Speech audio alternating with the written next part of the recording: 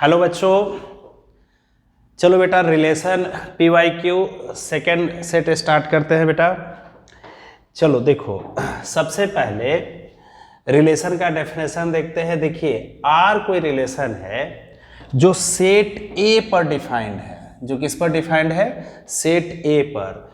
तो relation subset होगा ए cross A का।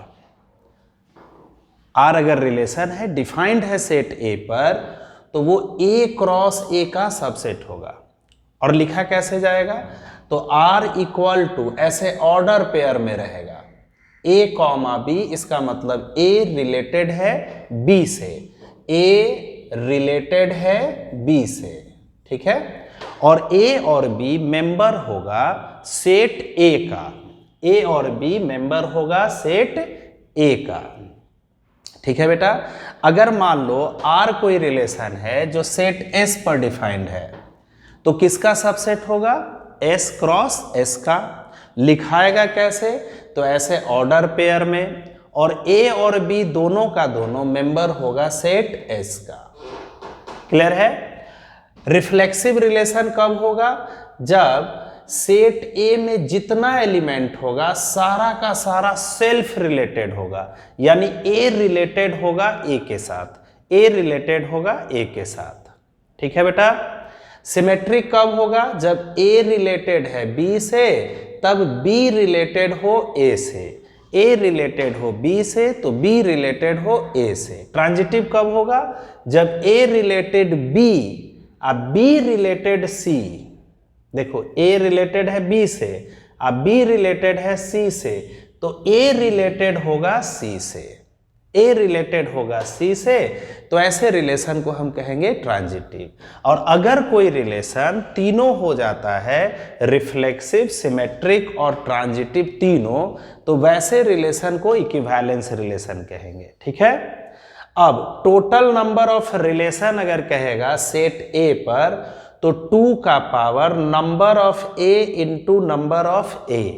जैसे ए सेट में सपोज कर लो कि 1 2 3 3 एलिमेंट है, तो टोटल रिलेशन कितना होगा?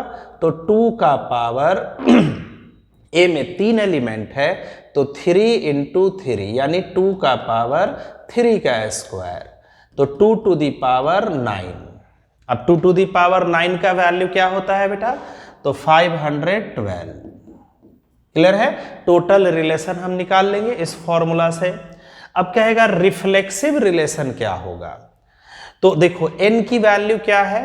तो 3 है, तो यहां n के जगह पर 3 रख देंगे, तो 2 का पावर 3 इंटू 3 में से 1 घटाओगे 2। इसको सॉल्व कर लेंगे।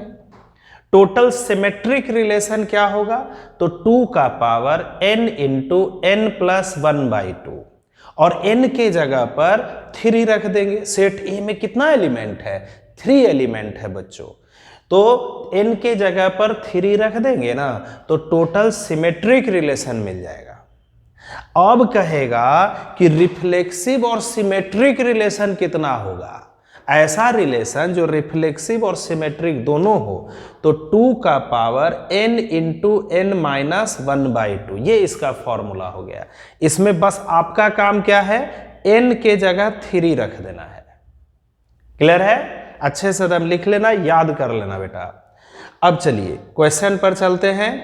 देखिए पहला क्वेश्चन है, आर एक रिलेशन है जो सेट 1 2 3 4 पर डिफाइंड है, तो ये किस टाइप का रिलेशन होगा? तो रिफ्लेक्सिव क्या कहता है? रिफ्लेक्सिव कहता है सर कि जिस सेट पर डिफाइंड होगा उसका सारा एलिमेंट सेल्फ रिलेटेड होना चाहिए, यानी 1 1 होना चाहिए है, 2 2 होना चाहिए है, 3 3 होना चाहिए है, 4 4 होना चाहिए है, यानी यह रिलेशन रिफ्लेक्सिव है बेटा। चलो आगे बढ़ो। अब सिमेट्रिक कहता है कि सर ए रिलेटेड है बी से तो बी रिलेटेड ए होना चाहिए, ठीक है। तो देखो 1 रिलेटेड है 2 से, 1 रिलेटेड है 2 से, तो 2 रिलेटेड 1 होना चाहिए सिमेट्रिक के लिए। नहीं है यहां पर, देखो 2 रिलेटेड 1 नहीं है, कहीं कहीं नहीं है। इसका मतलब कि यह रिलेशन सिमेट्रिक नहीं है, सिमेट्रिक नहीं है बच्चों। क्लियर है? अब ट्रांजिटिव देखते हैं। ट्रांजिटिव क्या कहता है कि सर A रिलेटेड है B से और B रिलेटेड है C से, यानी A रिलेटेड है B से तो B से ही एक और पेयर शुरू होगा, B रिलेटेड C, ऐसा पेयर शुरू होगा। अगर ऐसा होगा तो B का काम रहेगा कि A और C को कनेक्ट कर देना। इस टाइप का रिलेशन इसमें ढूंढो। 1 2 2 2, देखो 2 पर खत्म हुआ, 2 से शुरू हुआ तो 1 और 2 होना चाहिए। तो 1 2 लिखा हुआ है, इसको 2 बार नहीं लिख सकते हैं। सेट में कोई एलिमेंट एक ही बार लिखाता है। 1 2 2 2 तो 1 और 2, तो 1 2 यहां लिखा हुआ है। 1 2 1 2 2 बार नहीं लिखाएगा, यानी ये है। और देखो, ऐसा और देखो 1 3 3 2 1 3 3 2, तो 1 2 होना चाहिए। देखिए यहां 1 2 है ना बेटा, यानी यह रिलेशन आपका ट्रांजिटिव रिलेशन है, यानी यह रिलेशन रिफ्लेक्सिव है और ट्रांजिटिव है लेकिन सिमेट्रिक नहीं है। क्लियर है बेटा? अब आते हैं सेकेंड क्वेश्चन पर। देखो इस सेट पर 2 4 6 8 पर एक रिलेशन डिफाइंड है और वो लिखा कैसे गया है 2 4 4 2 4 6 6 4। पता लगाना है ये कौन कौन से टाइप का रिलेशन है। तो चलो बेटा, रिफ्लेक्सिव कहता है कि all elements are self related, यानी 2 2 ना है, चलो रिफ्लेक्सिव नहीं होगा। सिमेट्रिक कहता है कि सर A रिलेटेड है B से तो B रिलेटेड A होना चाहिए, यानी 2 4 है तो 4 2 है ना, 4 6 तो 6 4, यानी यह रिलेशन सिमेट्रिक है। देखो पलट दिया गया है। अब ट्रांजिटिव देखते हैं। ट्रांजिटिव कहता है कि सर A B, अब B C, B पर खत्म हुआ तो B से शुरू होगा, तो A और C का रिलेशन होना चाहिए। तो देखिए तो जरा 2 4 4 2, 4 पर खत्म हुआ, 4 से शुरू हुआ तो 2 2 होना चाहिए। देखिए तो 2 2 है कहीं लिखा हुआ? नहीं लिखा हुआ है, यानी यह रिलेशन ट्रांजिटिव भी नहीं है। तो यह रिलेशन सिर्फ और सिर्फ सिमेट्रिक रिलेशन है बच्चों। ठीक है? क्लियर है? अब देखिए लेट ए सेट दिया हुआ है 1 2 3, then number of equivalence relation on set A containing 2 3 and 3 2। कितना इक्विवेलेंस रिलेशन होगा जो 2 3 और 3 2 को कंटेन करेगा? अब इक्विवेलेंस रिलेशन आपका तीनों होगा, रिफ्लेक्सिव, सिमेट्रिक और ट्रांजिटिव तीनों होगा। तो देखो बेटा, इस तरह के सवाल को बनाने के लिए क्वेश्चन नंबर 3, पहले आप क्या करना, A क्रॉस A निकाल लेना, A क्रॉस A निकाल लेना। ठीक है? देखो A मेरे पास है 1 2 3 और फिर A है 1 2 3, इसका कार्टेशियन प्रोडक्ट हम लोग निकाल लेंगे। तो A क्रॉस A होगा मेरे प्यारे बच्चों, 1 पेयर बनाएगा 1 के साथ, 1 1 1 2 1 3। ठीक है? फिर उसके बाद 2 1, कार्टेशियन प्रोडक्ट 2 पेयर बनाएगा इन तीनों के साथ, 2 1 2 2 2 3। अब देखो बेटा 3 पेयर बनाएगा 1 2 3 तीनों के साथ, तो 3 1 3 1 3 1 3 2 और 3 3। क्लियर है? अब आ जाइए, हमको ऐसा रिलेशन बनाना है इक्विवेलेंस रिलेशन जिसमें 2 3 और 3 2 दोनों हो। तो चलो पहला रिलेशन जिसको हम R1 नाम दे देते हैं, R1 नाम देते हैं, खूब अच्छे से सीखिए सब। देखो इक्विवेलेंस रिलेशन बनाना है तो इक्विवेलेंस के लिए रिफ्लेक्सिव वाला एलिमेंट रखना होगा। तो रिफ्लेक्सिव कौन कौन होगा? जो सेल्फ रिलेटेड होगा, यानी 1 1 2 2 3 3, 1 1 2 2 3 3, ये लिख लिए पहले। अब क्वेश्चन में कह रहा है कि 2 3 और 3 2 भी रखना होगा, 2 3 और 3 2 भी रखना होगा, कंटेनिंग 2 3 एंड 3 2। तो 2 3 और 3 2 ये भी रख दिए। अब आप देखो तो ये इक्विवेलेंस रिलेशन है कि नहीं। तो देखो रिफ्लेक्सिव है बेटा, 1 1 2 2 3 3 है रिफ्लेक्सिव। सिमेट्रिक देखो 2 3 और 3 2, सिमेट्रिक यही ना कहता था कि ए बी तो बी ए। अब ट्रांजिटिव देखो है कि नहीं, ए बी बी सी तो ए सी, ए बी बी के जगह 3 है तो 3 2 3 और 3 2 तो 2 2 होना चाहिए, 2 2 होना चाहिए। तो देखिए 2 2 लिखा हुआ है। हम किसी भी एलिमेंट को सेट में रिपीट न करेंगे, ठीक है। तो इस तरह से ये एक कंप्लीट इक्विवेलेंस रिलेशन बन गया, ये ट्रांजिटिव भी हो गया। अब ऐसा देखते हैं कि कितना इक्विवेलेंस रिलेशन बनेगा। तो चलो दूसरा इक्विवेलेंस रिलेशन। तो देखो बेटा पहले क्या करना होगा, रिफ्लेक्सिव वाला एलिमेंट रख लो। तो 1 1 2 2 3 3 रिफ्लेक्सिव वाला लिख लिए।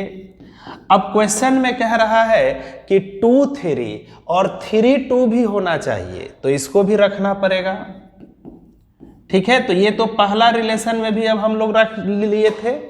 अब इसमें अब एक्स्ट्रा एलिमेंट रखना होगा। तो देखो अब जो इसमें बच गया है ए क्रॉस ए में, उसका एलिमेंट रखते हैं। देखो 1 2 नहीं लिखा हुआ था, तो 1 2 लिखे। अब बेटा इसको सिमेट्रिक बनाने के लिए, इसको सिमेट्रिक बनाने के लिए मेरे प्यारे बच्चों, सिमेट्रिक बनाने के लिए हमको 2 1 भी रखना होगा। 1 2 रखे ना, तो 2 1 भी रखना होगा। क्लियर है। अब सिमेट्रिक हो गया। अब देखते हैं ट्रांजिटिव है कि नहीं, ट्रांजिटिव है कि नहीं। तो देखो यहां पर ध्यान दो, 3 2 3 2 और 2 1, 3 2 और 2 1, 3 रिलेटेड है 2 से, 2 रिलेटेड है 1 से, तो 3 1 होना चाहिए, 3 1 होना चाहिए। 3 1 नहीं है इसमें, तो ट्रांजिटिव बनाने के लिए 3 1 रखना होगा। और जब हम 3 1 रखेंगे तो सिमेट्रिक बनाने के लिए 1 3 भी रखना होगा, ठीक है। क्लियर है बेटा। तो अब देखिए अब इसका सारा एलिमेंट लिखा जा चुका है। 1 2 3 4 5 6 7 8 9, 1 2 3 4 5 6 7 8 9, सारा एलिमेंट लिखा जा चुका है। इसका मतलब ये हुआ कि दो ही इक्विवेलेंस रिलेशन बनेगा। इसमें अब एलिमेंट ना बचा, तो इसका मतलब कि यहां पर एक R1 और दूसरा R2, तो नंबर ऑफ इक्विवेलेंस रिलेशन बनेंगे 2, ठीक है। क्लियर है बेटा। इस टाइप का जितना क्वेश्चन रहेगा पहले ए क्रॉस ए निकाल लीजिएगा। क्लियर है। अब आ जाइए क्वेश्चन नंबर 4। ए सेट 1 2 3 पर एक रिलेशन है और रिलेशन में केवल 2 3 लिखा हुआ है। रिलेशन में केवल 2 3 लिखा हुआ है। ये किस टाइप का रिलेशन होगा। देखो जब भी ऐसा रिलेशन रहेगा सिर्फ 2 3 रहे, तो ये हमेशा ट्रांजिटिव रिलेशन होगा। हमेशा क्या होगा बेटा, ट्रांजिटिव, हमेशा ट्रांजिटिव। रिफ्लेक्सिव तो होगा नहीं, क्योंकि 1 1 2 2 3 3 नहीं है। सिमेट्रिक नहीं होगा, क्योंकि 2 3 है तो 3 2 इसमें नहीं लिखा हुआ है, ठीक। ट्रांजिटिव का एक और डेफिनेशन है, जब ए रिलेटेड हो बी से, अब बी जो है बी सी ना लिखा हो, ये ना लिखा हो, सिर्फ खाली ए बी लिखा रहे, जैसे यहां 2 3 लिखा हुआ है, तो ऐसा रिलेशन हमेशा ट्रांजिटिव होता है। क्लियर है, समझ में आ गया। अब इसको फटाफट नोट कर लेना साहब। अब देखो नेक्स्ट प्रॉब्लम है, कह रहा है कि सपोज ए सेट में 1 से लेकर के 9 एलिमेंट है और रिलेशन डिफाइंड है ए क्रॉस ए पर। ए क्रॉस ए पर डिफाइंड है बेटा। कैसा रिलेशन है, तो a कॉमा बी, ये a कॉमा बी रिलेटेड है c कॉमा डी से। देखो a कॉमा बी रिलेटेड है c कॉमा डी से। अब कैसा रिलेशन है, तो देखिए a प्लस डी इक्वल है b प्लस सी के, ऐसा रिलेशन है। ठीक है, तो प्रूफ करना है कि ये इक्विवेलेंस रिलेशन होगा। देखो इस तरह के सवाल में आप नंबरिंग कर लेना, आसान हो जाएगा। 1 2 3 4 ऐसा नंबरिंग कर लेना। देखो तो a प्लस डी है, रिलेशन कैसा है, a प्लस डी यानी 1 plus 4 equal to b plus C यानी सेकेंड प्लस थर्ड, ऐसा कुछ रिलेशन है। 1 plus 4 equal to second plus third. ठीक है, तो प्रूफ करना है कि ये इक्विवेलेंस रिलेशन है। तो चलो सबसे पहले रिफ्लेक्सिव कहता है कि all elements are self related, यानी यहां ए बी है तो ए बी अपने आप से रिलेटेड होगा, यानी ए बी रिलेटेड होगा ए बी से, ए बी रिलेटेड होगा बच्चों ए बी से। ठीक, तो रिलेशन अब कैसा है, नंबरिंग किए हुए हैं। 1 प्लस 4 तो 1 है ए अब 4 है बी, यानी ए प्लस बी इक्वल होगा 2 प्लस 3 यानी b प्लस ए के। तो मेरे प्यारे बच्चों बताइए तो a प्लस बी इक्वल है कि नहीं b प्लस ए के, कम्यूटेटिव लॉ से तो इक्वल है। हाँ सर, इसका मतलब ये ट्रू हो गया for all a comma b belongs to a cross A का जितना एलिमेंट यहां हम रख देंगे ना, कोई भी एलिमेंट जैसे 3 5 और 3 5 तो 3 प्लस 5 इक्वल टू 5 प्लस 3, कोई भी एलिमेंट यहां रखेंगे तो ये फॉलो करेगा, यानी यह रिलेशन रिफ्लेक्सिव है। क्लियर है बच्चों। अब सिमेट्रिक रिलेशन देखिए, सिमेट्रिक कहता है कि ए बी रिलेटेड है सी डी से तो सी डी रिलेटेड होगा ए बी से, सी डी रिलेटेड होगा मेरे प्यारे बच्चों ए बी से, यही ना कहेगा, सीधे पलट जाता है। तो देखिए यहां पर पहले LHS से चलो, ए बी रिलेटेड है सी डी से, तो इसका मतलब क्या हुआ कि 1 प्लस 4 नंबरिंग किए हुए हैं, रिलेशन लिखना आसान हो जाएगा।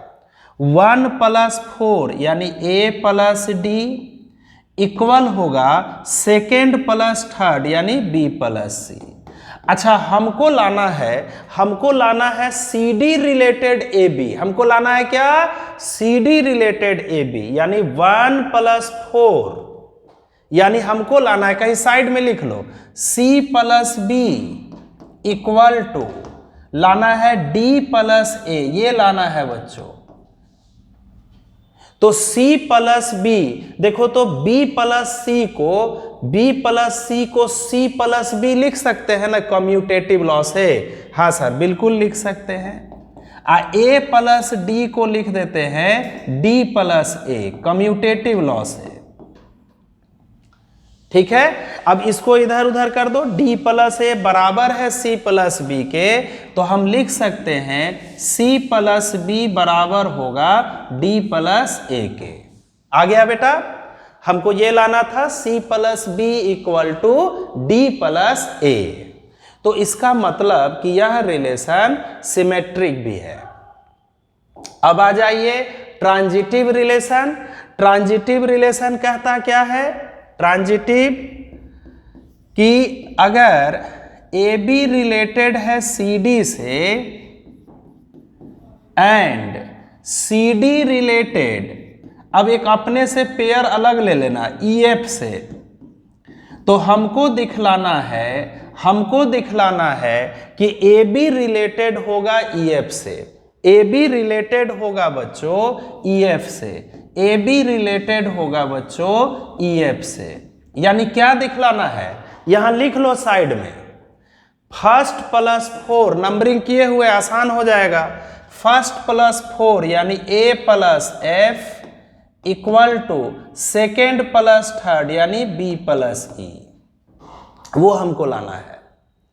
तो चलो बेटा, A B related C D, तो फर्स्ट प्लस 4 यानी A plus D equal to second plus third यानी बी प्लस सी। उसी तरह C D related E F, इसका क्या रिलेशन होगा, तो first plus 4 C plus F equal to D plus E. हमको लाना है मेरे प्यारे बच्चों A plus F equal to B plus E. ठीक है, तो चलो इसको और इसको ऐड कर दो, ये इक्वेशन और ये इक्वेशन दोनों को ऐड कर दो। तो a प्लस डी LHS को LHS से और RHS को RHS से ऐड कर दो। तो देखो कटेगा, D कट गया और फिर C कट गया, आ गया a plus F equal to b plus E. ठीक है, तो a plus F equal to B plus E, यही तो हमको लाना था। यानी यह रिलेशन ट्रांजिटिव रिलेशन भी हो गया। क्लियर है बेटा।